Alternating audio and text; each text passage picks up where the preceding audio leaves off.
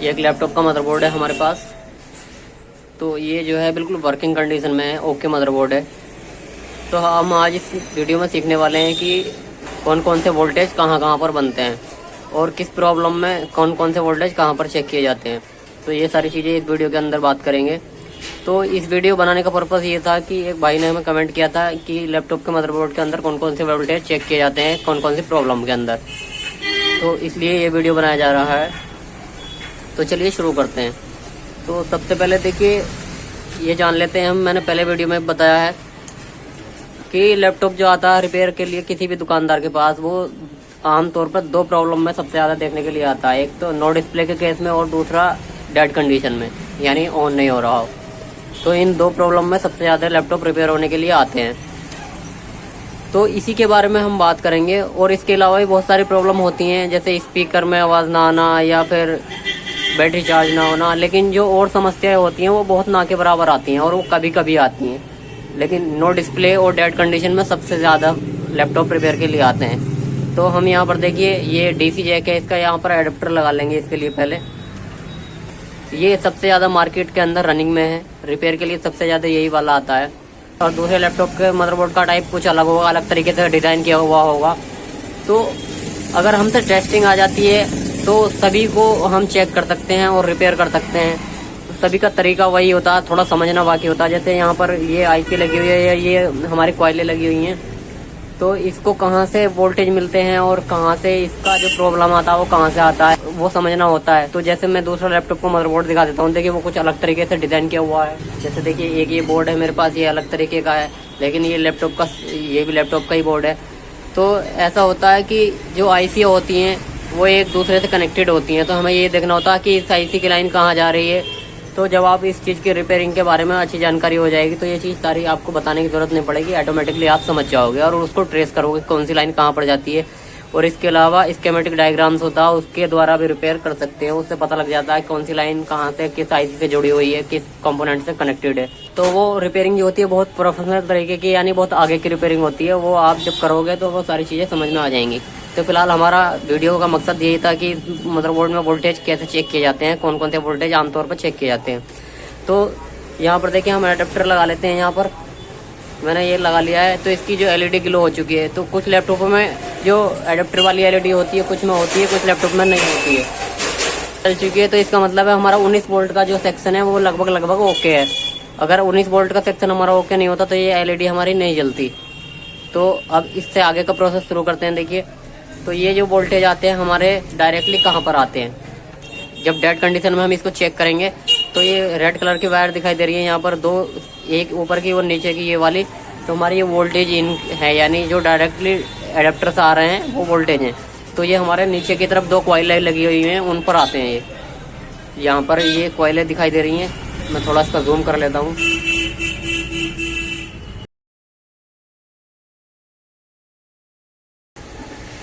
ये देखिए ये हमारी यहाँ पर दो कॉइलें लगी हुई हैं। तो ये डायरेक्टली वोल्टेज हमारे इस कॉइलों पर आ रहे हैं। रेड कलर वाले वायर दिखाई दे रहे हैं, डायरेक्ट एडाप्टर से 19 वोल्ट जो इन हो रहे हैं वो इस वाली कॉइल पर हो रहे हैं। एक इस वाली कॉइल पर, एक इस पर, दोनों ये। और इनसे पास होते हुए इस वाले मॉसफेट के अंदर जा रहे हैं। ये मॉसफेट लगा हुआ है और इस मॉसफेट से फिर यहाँ के इस मॉसफेट के लिए सप्लाई जा रही है और इस मॉसफेट से इसमें जा रही है। और ये यहाँ से नीचे की तरफ होते हुए हमारे जा रहे हैं। ये इधर एक मॉसफेट लगा हुआ है, मेन मॉसफेट बोलते हैं इसको, ये वाला मॉसफेट लगा हुआ है। ये एन चैनल मॉसफेट है।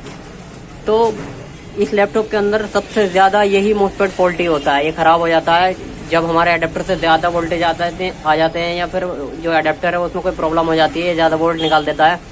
तो ये वाला जो मॉसफेट है वो ख़राब हो जाता है, यानी फॉल्टी हो जाता है। तो उस कंडीशन में लैपटॉप हमारा डेड हो जाता है। तो बहुत सारी कंडीशन में देखा गया है कि ये मॉसफेट जो ज़्यादातर ख़राब होता है। मॉसफेट हमारा ख़राब हो जाता है तो उस कंडीशन में हमें क्या करना है, ये इसका ये ड्रेन सोर्स, ये ड्रेन पॉइंट है और ये हमारा सोर्स पॉइंट है। और इसके अलावा तीसरा पॉइंट जो ये हमारा जो है ये गेट पॉइंट है। तो जब यहाँ जो डायरेक्ट एडाप्टर से वोल्टेज आ रहे हैं यहाँ पर इसके ड्रेन पॉइंट पर यहाँ पर ये 19 वोल्ट, यानी जो जितने वोल्ट का हमारा एडाप्टर है उतने वोल्ट देखने को यहाँ मिलेंगे। और इतने ही वोल्ट इसके यहाँ पर इसके सोर्स वाले सिरे पर देखने को मिलेंगे, यानी 19 वोल्ट यहाँ मिलेंगे, 19 वोल्ट यहाँ मिलेंगे। और इसका गेट पॉइंट जो है यहाँ पर मिलेंगे 28 या 27 वोल्ट के आसपास देखने के लिए मिलेंगे, जो कि हमारे बैटरी चार्जिंग के लिए होते हैं। तो जब ये वाला मॉसफेट खराब हो जाता है या जल जाता है तो उस कंडीशन में हमें क्या करना है, देखिए लैपटॉप को चालू करने के लिए इस मॉसफेट को निकाल के फेंक देना है और ड्रेन वाला जो पॉइंट है इसका, ड्रेन वाला और सोर्स को आपस में कनेक्ट कर देना है, यानी एक जंपर लगा देना है। तो हमारा लैपटॉप वर्क करने लगेगा, यानी चालू हो जाएगा। लेकिन उससे समस्या एक होगी कि उससे बैटरी चार्ज नहीं होगी, बैटरी की परसेंटेज जो है वो शो करेगा, लेकिन वो बैटरी आगे नहीं बढ़ाएगा, यानी वो जो इसके अंदर करंट है वो स्टोर नहीं होगा। ये प्रॉब्लम इस मॉसफेट खराब होने की वजह से हो जाएगी, लेकिन जंपर से हमारा काम चल जाएगा, ऑन हो जाएगा लैपटॉप। तो ये तो समझ लिया हमने यहाँ पर इस पर कितने वोल्टेज आते हैं। अब देखिए हम मल्टीमीटर से इसको चेक कर लेते हैं। सबसे पहले देखिए डेड कंडीशन में हम इसी मॉसफेट को चेक करते हैं, यहाँ पर हमारे वोल्टेज आ रहे हैं नहीं आ रहे हैं। तो उसके लिए हम मल्टीमीटर को, तो यहाँ पर मल्टीमीटर मैंने 200 वोल्ट की रेंज पर सेट कर लिया, डीसी रेंज पर। तो अब यहाँ पर देखिए चेक करते हैं हम।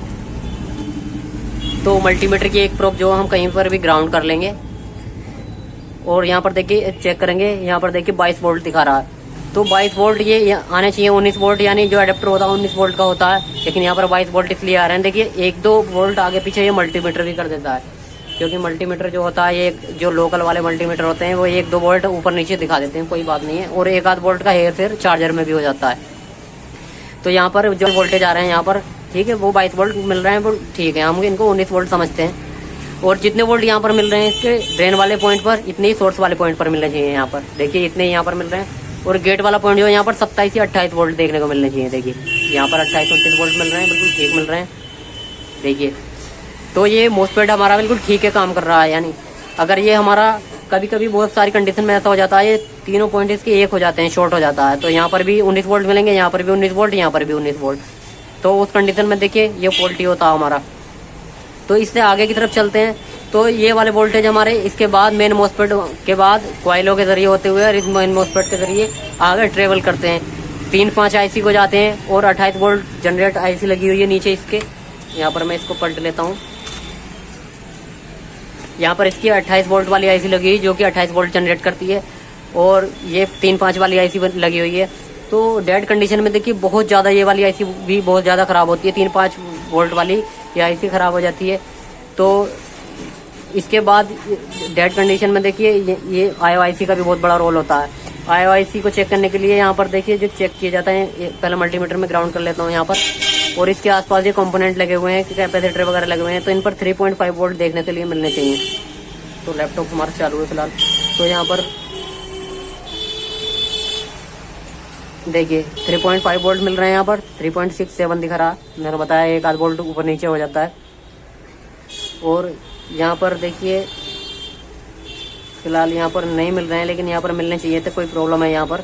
तो इसके आसपास जो कंपोनेंट लगे हुए हैं उन पर वोल्टेज चेक किए जाते हैं, 3.5 वोल्ट मिलना चाहिए। और नहीं मिलते हैं तो हमारी ये वाली IOIC यानी इनपुट आउटपुट आईसी भी कभी कभी ख़राब हो जाती है। तो ये आईसी ख़राब होने की वजह से नो डिस्प्ले का फॉल्ट भी आ जाता है और डेड कंडीशन में भी लैपटॉप चला जाता है। और ये हमारा जो सेक्शन है ये हमारी चार्जिंग आईसी है, यानी जो बैटरी का सेक्शन है ये चार्जिंग आईसी है, और ये मॉसफेट लगे हुए हैं, ये कॉइल्स लगी हुई हैं। तो अगर बैटरी से रिलेटेड कोई प्रॉब्लम होती है तो ये वाला एरिया हमें चेक करना पड़ता है। और यहाँ पर देखिए ये मॉसफेट लगे हुए हैं और ये वाला मॉसफेट है, ये भी मॉसफेट है। तो मॉसफेट की पहचान कैसे होती है, देखिए ये तीनों सेम है, लेकिन ये तीनों सेम नहीं है, अलग अलग हैं, लेकिन तीनों ही ये मॉसफेट है। तो मॉसफेट का जो होता है 4 पिने इसमें इधर हैं, 4 इधर हैं। तो इधर वाली पिने जो है वो चारों एक साथ बीप करेंगे, यानी इसका ये ड्रेन पॉइंट है। मैं इसको थोड़ा जूम कर लेता हूँ अच्छी तरीके से समझाने के लिए। यानी इसका ये वाला इधर की जो चारों पिन है वो आपस में कनेक्टेड हैं, यानी ये ड्रेन पॉइंट है हमारा। और ये इस मॉसफेट के इधर की 3 पिनें जो है ये आपस में मिली हुई है, ये हमारा सोर्स पॉइंट है। और ये इधर की एक पिन दिखाई दे रही है, ये हमारा गेट पॉइंट है। तो इसी तरीके से इस वाले मॉसफेट में होगा, इधर की ये चारों एक साथ कनेक्टेड है, ये हमारा ड्रेन है। और ये इधर की 3 एक साथ कनेक्टेड है, ये हमारा सोर्स है। और ये हमारा एक पिन है खाली, ये हमारी गेट है। तो इस तरीके से मॉसफेट होते हैं। तो ये वाला मॉसफेट जो होता है कभी कभी खराब हो जाता है, जिससे कि इधर इसे 3.5 वोल्ट मिलते हैं और इधर की तरफ नहीं मिलते हैं। तो नो डिस्प्ले का केस इसकी वजह से बन जाता है। तो कभी जब ये वाला मॉसफेट खराब हो जाता है या ये वाला मॉसफेट खराब हो जाता है तो उस कंडीशन में हमें देखिए क्या करना होता है। जो ड्रेन वाला पॉइंट है इसका ये वाला, और ये सोर्स वाला पॉइंट है, इसको आपस में कनेक्ट यानी जंपर कर दिया जाता है। तो हमारे ये जो इसकी कोई ज़रूरत नहीं पड़ती और बोर्ड हमारा ओके हो जाता है। तो इसको ड्रेन टू सोर्स जंपर से भी इसको चालू किया जा सकता है, और सेम यही इसके साथ भी किया जा सकता है, इस वाले मॉसफेट की जगह भी किया जा सकता है। तो इसमें हमें ये पहचानना होता है कि ड्रेन पॉइंट कौन सा, सोर्स कौन सा।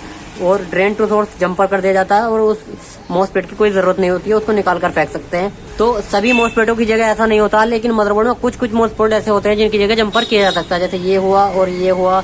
और इसके अलावा एक देखिए, तो ये खराब हो जाती है तो हमारा इधर 3.5 वोल्ट मिलते हैं। जैसे मैं यहाँ पर देखिए मल्टीमीटर मेरा यह है और इस पर मैं चेक करता हूँ, इधर की साइड में हमें 3.5 वोल्ट मिलने चाहिए।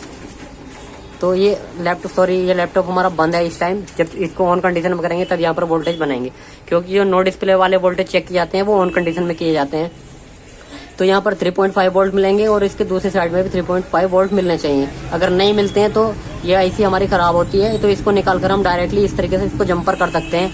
तो इस आईसी के ख़राब होने की वजह से नो डिस्प्ले का फॉल्ट भी बन जाता है और वाइट स्क्रीन का भी फॉल्ट बन जाता है इस आईसी ख़राब होने की वजह से। तो इसको निकाल कर हम जंपर से काम चला सकते हैं। तो अब यहाँ पर हम लैपटॉप को ऑन कर लेते हैं, पहले इसको ट्रिगर करते हैं। देखिए इसको ऑन करते हैं हम, ये लैपटॉप हमारा ऑन हो चुका है। तो इसको थोड़ा जूम आउट कर लेते हैं।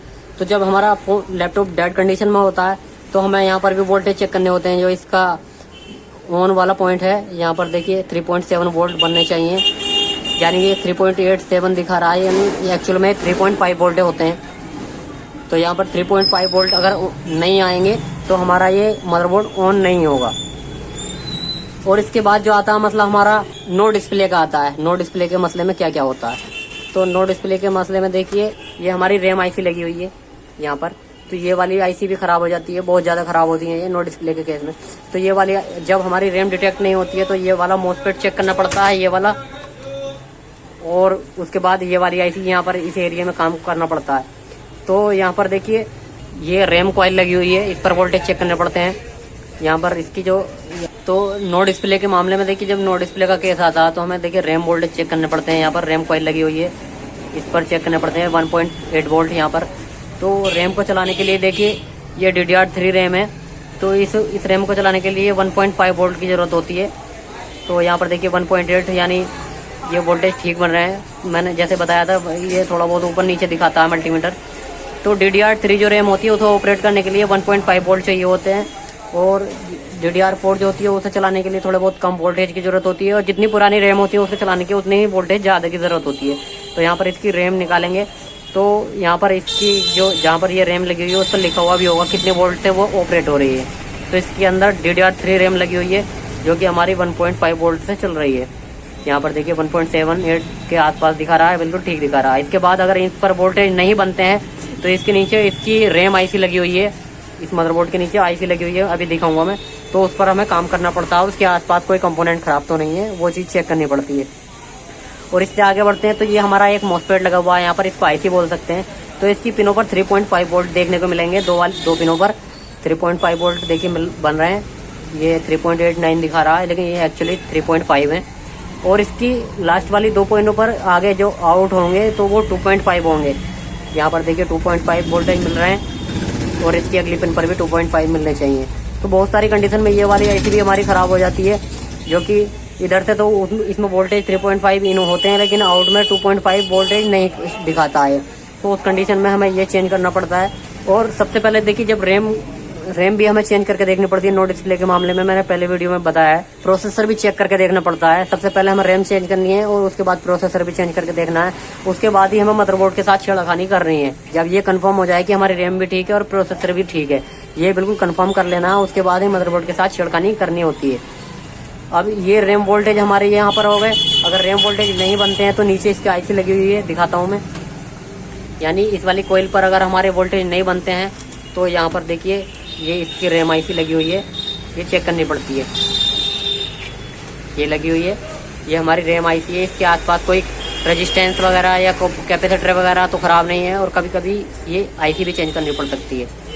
और इससे आगे चलते हैं फिर। उसके बाद ये तो रैम वोल्टेज हो गए हमारे। उसके बाद आते हैं हमारे कोर वोल्ट, यानी प्रोसेसर को चलाने के लिए जिन वोल्टेज की ज़रूरत पड़ती है, इनको हम कोर वोल्ट भी बोलते हैं।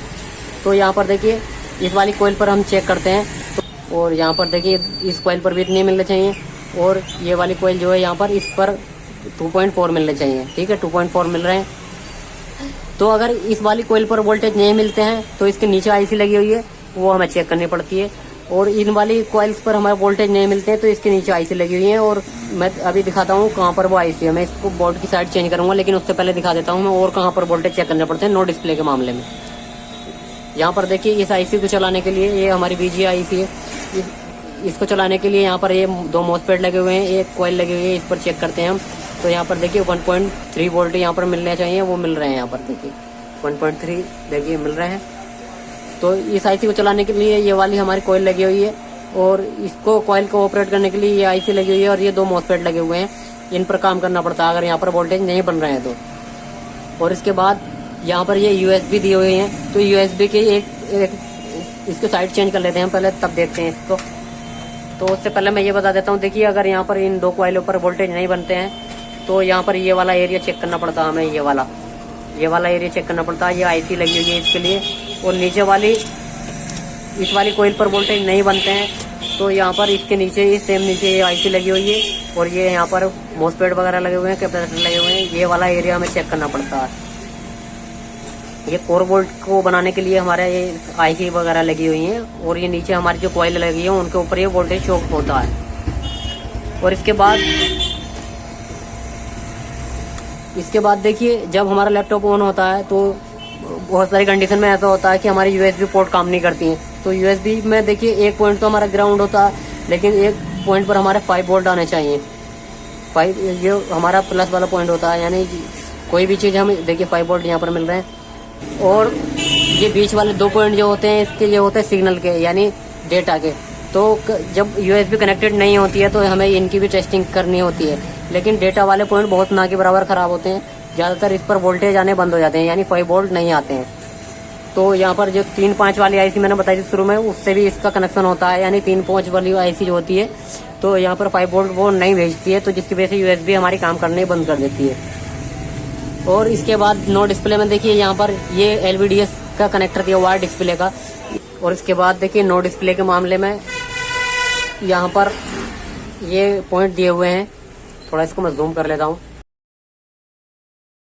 यहाँ पर इसके देखिए ये पॉइंट बने हुए हैं, यहाँ पर हमारे वोल्टेज मिलने चाहिए 3.8 वोल्ट, यहाँ पर देखिए मिल रहे हैं, ठीक है, यहाँ पर मिल रहे हैं। तो यहाँ पर अगर वोल्टेज नहीं बनेंगे हमारे तो तब भी हमारी डिस्प्ले नहीं आएगी, यानी ये वाले वोल्टेज जो हमारे डायरेक्टली जो बीजीए चिप लगी हुई है इसको चलाने के लिए आ रहे हैं। और यहाँ पर यहाँ पर कोने पर देखिए 2 डायोड लगे हुए हैं, तो यहाँ पर भी इसके इतने ही वोल्टेज मिलने चाहिए 3.8, यहाँ पर देखिए मिल रहे हैं। तो यहाँ पर अगर वोल्टेज नहीं बनते हैं तो ये हमारी ये वाली आईसी जो है, यानी बीजीए आईसी जो है, ये ऑपरेट नहीं होगी और हमारी डिस्प्ले नहीं आने की। तो देखिए मैंने बता दिया है कौन कौन से वोल्टेज कहाँ पर मिलने चाहिए, तो मैं एक बार फिर से बता देता हूँ। ये वाली आईसी बहुत ज़्यादा ख़राब होती है, और एलवीडीएस कनेक्टर के आसपास ये जो कॉइल लगी हुई है हमारी, ये भी बहुत ज़्यादा ख़राब हो जाती है। ये यहाँ से 2 पॉइंटों पर ये वाले कॉइल की सप्लाई गई हुई है, तो 2 पॉइंट जो है हमारे एलवीडीएस कनेक्टर वाले वो इस बोर्ड से अलग हो जाते हैं, डिस्कनेक्ट हो जाते हैं, जिसकी वजह से नो डिस्प्ले का फॉल्ट बन जाता है। तो यहाँ पर भी बहुत ज़्यादा ध्यान देना होता है। और यहाँ पर इस वाली कॉइल पर 19 वोल्ट मिलते हैं, जो कि हमारे एलवीडीएस कनेक्टर के पिन नंबर 1 और 2 पर 19 वोल्ट मिलते हैं इस वाली कॉइल के जरिए। और इसके बाद ये वाली आईसी नीचे जो कोर बोल्ट होते हैं, ये वाले कोर बोल्ट यहाँ से बनते हैं, ये वाला सेक्शन चेक किया जाता है, और ये वाला सेक्शन चेक किया जाता है कोर बोल्ट के लिए। और ये हमारी रैम आईसी लगी हुई है, ये रैम आईसी है हमारी, तो ये भी ख़राब हो जाती है। और यहाँ पर देखिए ये वाली हमारी ये भी बहुत ज़्यादा ख़राब होती है। ये मेन मॉसफेट है, ये बहुत ज़्यादा ख़राब होता है, इन चैनल मॉसफेट है जैसे कि मैंने बताया। और हाँ, एक चीज़ और है कि जो मैं बताना भूल गया, ये हमारी बायोस लगी हुई है, जो कि प्रोग्रामिंग आईसी बोलते हैं जिसको। जो अखिलेश यादव वाली फ़ोटो आती है वो इसी के अंदर होती है। अगर हम इसको रिप्रोग्राम करते हैं या इसको चेंज करते हैं तो अखिलेश यादव वाली फ़ोटो हट जाएगी। तो इसे चलाने के लिए 3.8 वोल्ट की ज़रूरत होती है। इसकी 1-2 पिन पर इधर 3.8 वोल्ट देखने को मिलेंगे, और पिन नंबर 8 पर भी इसकी 3.8 वोल्ट देखने को मिलेंगे।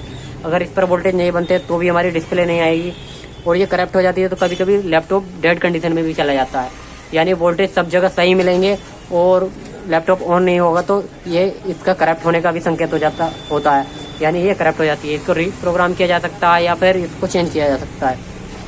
किसी जो स्क्रैप बोर्ड होते हैं उसमें से निकाल कर इसको लगाया जा सकता है। G4 के बोर्ड से ही निकाल कर काम करेगी, किसी अन्य बोर्ड से निकाल कर काम नहीं करेगी। तो ये सारी चीज़ें इस बोर्ड के अंदर होती है। तो आप लोगों को ये चीज़ समझ में आई होगी कौन कौन से वोल्टेज आप कहाँ तक कैसे कैसे काम करते हैं। तो इसके अलावा बहुत सारे वोल्टेज होते हैं, जैसे कि सिग्नल्स होते हैं, जो छोटे छोटे वोल्टेज होते हैं। तो ये सारी चीज़ें आप लोगों को तब समझ में आएंगी, तब आप इसको करते रहेंगे। जब प्रोफेशनल तरीके की रिपेयरिंग आ जाएगी तो अगर आप लोगों को वीडियो अच्छा लगा हो तो लाइक कर दें और चैनल को सब्सक्राइब कर लें। अगर वीडियो आप लोगों को समझ नहीं आया हो तो मुझे कमेंट कर सकते हैं, मैं और अच्छे तरीके से समझाने की कोशिश करूंगा। तब तक के लिए मिलते हैं अगले वीडियो में।